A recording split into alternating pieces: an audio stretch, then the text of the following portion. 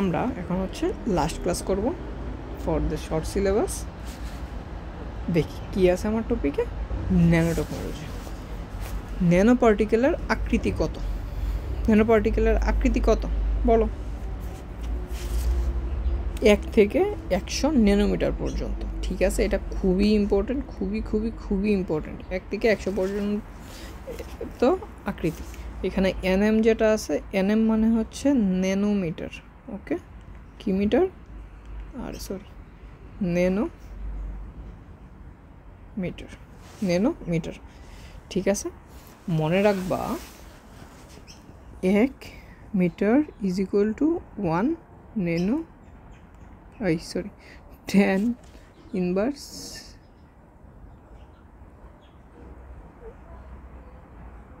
আচ্ছা 10 to the power 9 metre nanometre. আচ্ছা আমি একটু উল্টাভাবে লিখি, এইভাবে আমারই কনফিউশন লাগতেছে। 1 nanometre is equal to 10 inverse 9 metre. Okay, এটা হচ্ছে আমার কারেক্ট। তাহলে একটু আমরা ক্যালকুলেশন করি আগে। চলো, কোথায় ক্যালকুলেশনটা করবো, জায়গা দাও একটু। আচ্ছা আমরা একটু ক্যালকুলেশন শিখি আগে। দেখি আমরা কি পড়ছি, 1 ন্যানোমিটারে 10 ইনভার্স 9 মিটার। ঠিক আছে, শিখে ফেলছি। তাহলে তুমি বলো যে 1 মিটার ইজ ইকুয়াল টু কী হবে? ভাই কাজ করো, আমরা এই 10 ইনভার্স 9টা এদিকে নিয়ে আসি, ন্যানোমিটারটা এদিকে রাখি। তাহলে এদিকে থাকবে কি, এদিকেও সেম, এটা দিয়ে ভাগ করব মিটার। তাহলে তুমি দেখো এখানে কি থাকতেছে, 1/10 টু দি পাওয়ার 9। দেখো 10 ইনভার্স 9 কি, 1/10 to the power 9 nano metre. এদিকে কি থাকতেছে, 1 মিটার। সুতরাং 1 মিটার ইজ ইকুয়াল টু কি, এটা উপরে যাবে 10 to the power 9 nano metre. ঠিক আছে, এইটা একটা জোস জিনিস, এভাবেও আসতে পারে কোশ্চেনটা। সো এটা আমার জানতে হবে, 1 metre is equal to 10 to the power 9 nanometre. আবার অনেক সময় তারা ক্যালকুলেশনটা এভাবে একটু করে দেয়, তারা বলে 1 মিটার ইজ ইকুয়াল টু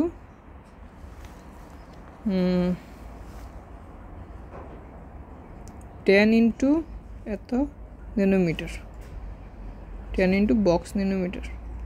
ওকে, এখানে একটা বক্স দিয়ে দেয়, তখন অনেকে এটা বুঝে না। দেখো এইখানে 10 আছে, তার মানে এখানে 1, তার মানে এখানে কত দিতে হবে, 8 দিতে হবে। ঠিক আছে, এই নর্মাল ক্যালকুলেশনগুলো আমাদের জানতে হবে, কারণ এটা একটু কোয়েশ্চেনগুলো পেঁচাই দেয়। এখানেই আমরা একটু এরকম কোয়েশ্চেন পড়বো, প্যারা নাই, চিল। দেখো টপ ডাউন পদ্ধতিতে ব্যবহৃত হয় কোনটি? টপ ডাউন পদ্ধতি। আচ্ছা এখানে টপ আপ পদ্ধতি আছে, একটা টপ ডাউন পদ্ধতি আছে। So top up and top down এই দুইটা হচ্ছে keyword. Top up and top down এই দুইটা হচ্ছে আমার কি কিওয়ার্ড। টপ ডাউন পাইছ, চোখ বন্ধ করে, কি চোখ বন্ধ করে হচ্ছে আমার ন্যানো টেকনোলজি। তারপর সানস্ক্রিন ও ময়শ্চারাইজার তৈরিতে, দেখো বিভিন্ন কসমেটিক্স তৈরিতে ন্যানো টেকনোলজি ইউজ করে। ঠিক আছে, ন্যানো টেকনোলজি কি, যেমন তুমি একটা জিনিস চিন্তা করো, সিম্পলি আমি বুঝাই।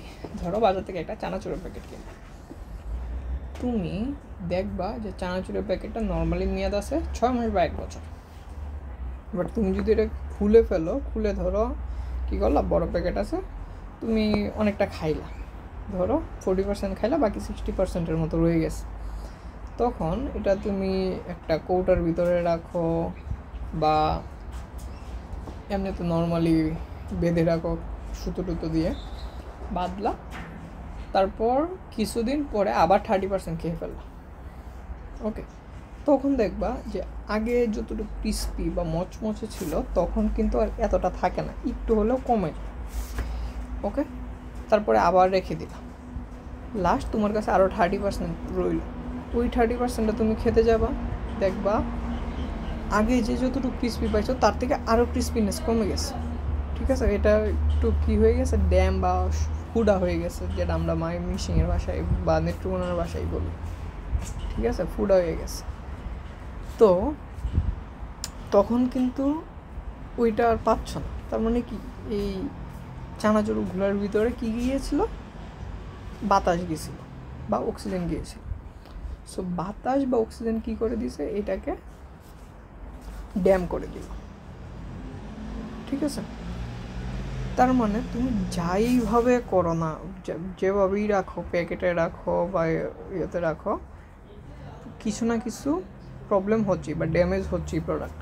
কিন্তু যারা প্যাকেট করে দেয় তখন কিন্তু দেখতেছ এটা 1 বছর থাকলেও নষ্ট হচ্ছে না, প্রবলেম হচ্ছে না।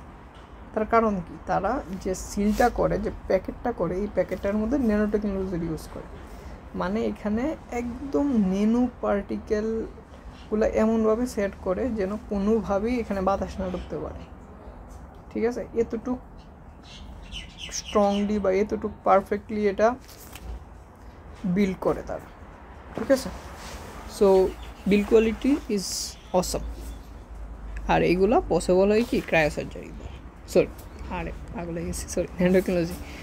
দেখো প্রোটিনের সিকোয়েন্স তৈরির প্রযুক্তি। আচ্ছা সিকোয়েন্স তৈরি করবে, এখানেও কি লাগে, প্রোটিনের সিকোয়েন্স তৈরি করবে। দেখো একটা জিনিসের মধ্যে আরেকটা লাগাই দিছে এইখানে। প্রোটিনের সিকোয়েন্স তৈরির প্রযুক্তি কি ন্যানো টেকনোলজি? না, প্রোটিনের সিকোয়েন্সটা আমি তৈরি করতেছি। এখানে কি আমার বায়োমেট্রিক্সের কোনো ইউজ হচ্ছে না, বায়ো ইনফরমেটিক্স নাকি জেনেটিক ইঞ্জিনিয়ারিং। দেখো এটারও বাদ দেওয়া যায়, এটারও বাদ দেওয়া যায়। প্রবলেম পড়ে যায় এটা দেখো না, প্রবলেম পড়ে যায় এইটা নাকি এইটা। প্রোটিনের সিকোয়েন্স তৈরি, দেখো প্রোটিনের সিকোয়েন্স তৈরি কইরা আমার কি সরাসরি কোনো লাভ হইতেছে, উৎপাদন বৃদ্ধি হইতেছে? উৎপাদন বৃদ্ধি হচ্ছে না। আমার কি কোনো ধরো কি বলবো, নতুন কোনো জাতের তৈরি হয়েছে? না। প্রোটিনের সিকোয়েন্স তৈরির প্রযুক্তি কি, আমি এখানে আসলে একটা কী করতেছি, গবেষণা করতেছি। কী করতেছি? গবেষণা করতেছি। সো এই টাইপের গবেষণা টাইপ জিনিস থাকলে তখন সেটা বায়ো ইনফরমেটিক্স। ঠিক আছে, আমি বলছিলাম না যে যখন তুমি এটা ইনডাইরেক্টলি এরকম কিছু কোয়েশন পাবে সেগুলোতে তোমার প্যাচ লাগবে হচ্ছে বায়ো ইনফরমেটিক্স আর জেনেটিক ইঞ্জিনিয়ারিং, তখন ওই প্যাচটা তুমি এভাবে চিন্তা করে সলভ করো। তারপর ন্যানো টেকনোলজি কয়টি পদ্ধতি ব্যবহার করা হয়? দুইটা, একটু আগে বলছি। একটা হচ্ছে top up, top down. Top up and top down. Top up, top down. 1 nanometre সমান কত মিটার? এই যে দেখো কী চাইছে, 1 ন্যানোমিটার সমান কত metre? 10 inverse 9 metre. 10 inverse 9 metre পড়ছিলাম আমরা। ঠিক আছে, কাজে লাগছে। আণবিক পর্যায়ে, দেখো এই যে জিনিসটা আণবিক পর্যায়, এই আণবিক পর্যায় হচ্ছে আমার কিওয়ার্ড। আণবিক পর্যায়ে কোথাও পাইলে সেটা কি পরিবর্তন ও নিয়ন্ত্রণ করার বিদ্যাকে কি বলা হয়? নিয়ন্ত্রণ করার বিদ্যাকে বলা হয় ন্যানো টেকনোলজি। এটা আমার ক নম্বরে আসে। এটা কি ভেরি ইম্পর্টেন্ট ফর ক।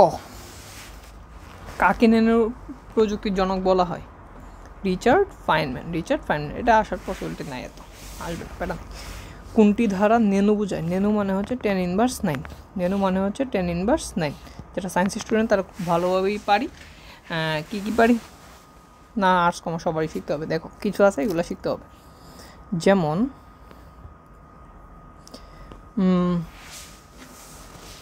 আমরা পড়ছি 3য় অধ্যায়ে মাইক্রো, মিলি, ন্যানো, এগুলা আমরা একটু দেখি। নর্মালি আমরা জানি হচ্ছে কিলো মানে হচ্ছে 10 টু দি পাওয়ার 3, 1000 দ্বারা গুণ। কিলোর পরে হচ্ছে মেগা, 10 টু দি পাওয়ার 6। তারপরে হচ্ছে গিগা। আচ্ছা গিগা বানানটা এইভাবে না এইভাবে কনফিউজ যায় আছে। Giga 10 to the power 9। সেমভাবে মনে রাখবা, যদি বলা হয় মিলি 10 ইনভার্স 3। তারপরে যদি বলা হয় মাইক্রো 10 ইনভার্স 6। তারপরে হচ্ছে nano, milli, micro, nano 10 inverse 3। এটা মনে রাখবা।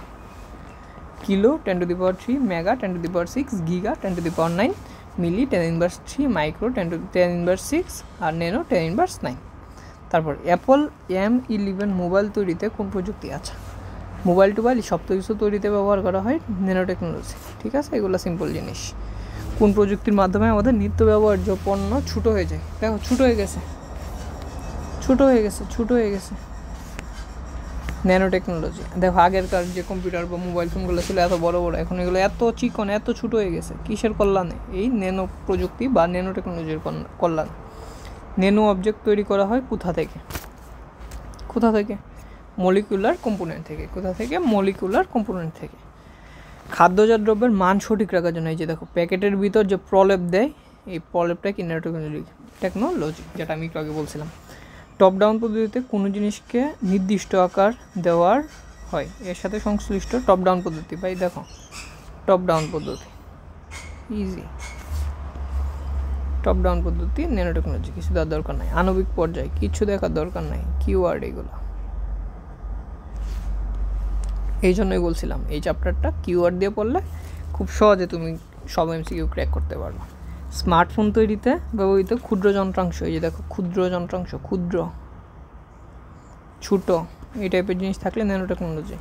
মলিকুলার কম্পোনেন্ট, মলিকুলার আণবিক, আণবিক যে কথা মলিকুলার এই যে কথাই, মলিকুলার ন্যানো টেকনোলজি। তারপর ন্যানো রোবটের ব্যবহার ক্ষেত্র, ন্যানো রোবট দিয়ে কী করে? অপারেশন করে। ন্যানো রোবট দিয়ে অপারেশন করে। অ্যান্টি এজিং ক্রিম, বিভিন্ন ক্রিম তৈরি, ঠিক আছে, ক্রিম তৈরি, সানস্ক্রিন, ময়শ্চারাইজার, যাই হোক অ্যান্টি এজিং ক্রিম যাই হোক, সেগুলো কি সবগুলো ন্যানো টেকনোলজি। তারপর ন্যানো টেকনোলজির ব্যবহারিক ক্ষেত্র কি?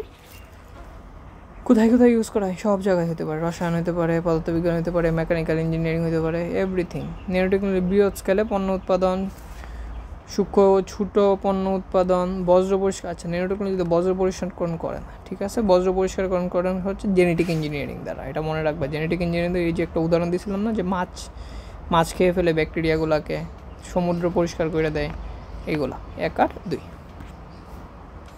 তারপর টেকনোলজি দিয়ে তৈরিকৃত যন্ত্রকৃত কী হইতে পারে? কম্পিউটার বানাইতে পারে। হ্যাঁ ন্যানো টেকনোলজি দিয়ে কম্পিউটার বানাইছে, ছোটো করছে। ক্রায়োপ্রোব বানাইতে পারে, ইয়েস। রোবট বানাইতে পারে, সব।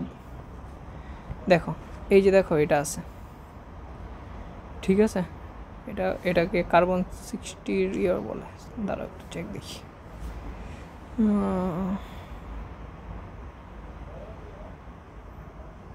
হ্যাঁ কার্বন 60, ওকে কার্বন 60, এটা হচ্ছে কার্বন 60-র আণবিক গঠন। এইটাকে বলা হয় ন্যানো পার্টিকেল, ঠিক আছে, ন্যানো পার্টিকেল। চিত্রের পদার্থটির বৈশিষ্ট্য কি? আচ্ছা এটা মাইক্রো ক্যামেরাযুক্ত, জীবনেও না, ঠিক আছে। মাইক্রো ক্যামেরাযুক্ত কি? এটা ক্রায়োসার্জারিতে আছে, মাইক্রো ক্যামেরাযুক্ত নল। রাসায়নিকভাবে অনেক ক্রিয়াশীল, ঠিক আছে, ইয়েস, রাসায়নিকভাবে অনেক ক্রিয়াশীল। কার্বন 60 পৃষ্ঠদেশের পরিমাণ বেশি। এখানে পৃষ্ঠদেশ মানে কি? দেখো এটা একটা ফুটবলের মতো দেখা যায়, ওকে, ভিতরটা ফাঁকা থাকে বাট উপরে পৃষ্ঠদেশটা থাকে, সো পৃষ্ঠদেশের পরিমাণ বেশি। 1 আর 3, ঠিক আছে। এর মাধ্যমে আমার শর্ট সিলেবাস শেষ, এই চ্যাপ্টার শর্ট সিলেবাসের জন্য শেষ। অনেক শুভকামনা হচ্ছে তোমার পরীক্ষার জন্য। বাকি যে ভিডিওগুলো আছে সবগুলো তোমরা দেখে শেষ করে যাবো, সেটাই আমার চাওয়া। তোমরা খুব ভালো করে পরীক্ষা দাও, একদম ফুল কনফিডেন্স নিয়ে পরীক্ষা দিতে যাবা, আমরা খুব ভালো রেজাল্ট করবো, ঠিক আছে। তোমাদের জন্য অনেক দোয়া এবং শুভকামনা। ভালো থেকো তোমরা।